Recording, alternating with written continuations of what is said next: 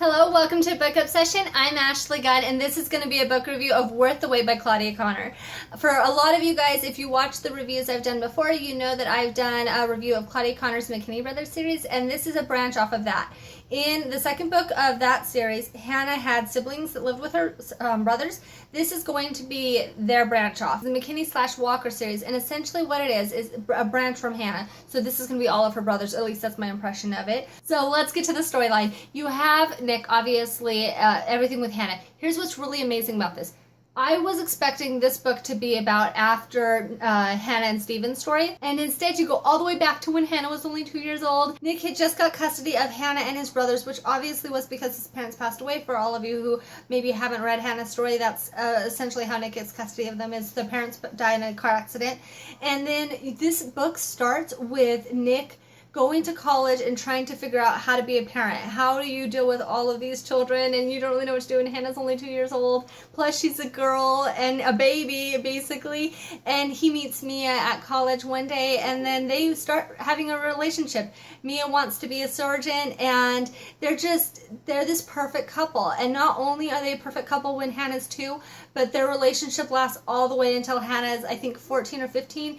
And then basically what happens is when everything happens with Hannah's attack, that's when everything goes wrong with their relationship. And I don't mean like blame it on them. It's like Nick falls apart, and then Mia feels guilty in some ways. This book is amazingly well broken up to the point I don't even know how Claudia came up with this idea, but just a fantastic, amazing way to do this.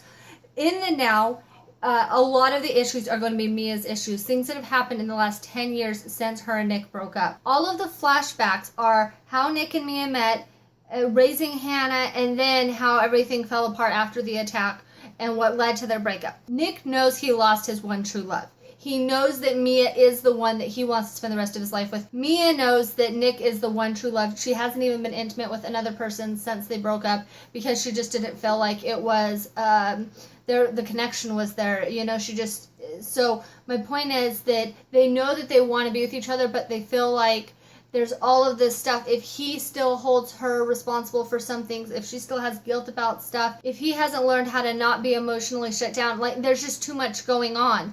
And so this book is about them figuring out how to do that. But more importantly, the thing that I absolutely loved was that since they broke up, 10 years has passed, and Mia has adopted a beautiful little girl named Savannah.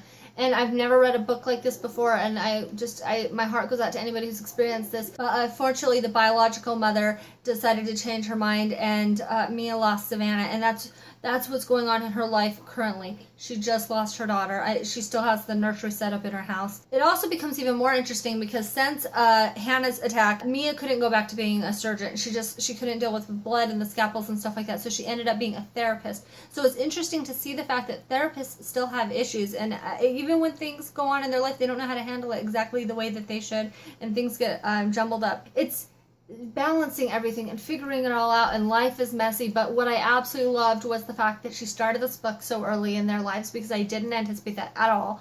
And then going through their childhood, and the fact that they went long distance relationship through college and it worked. That was another thing that I just absolutely loved. The way that they got through everything that should have been, so many trials.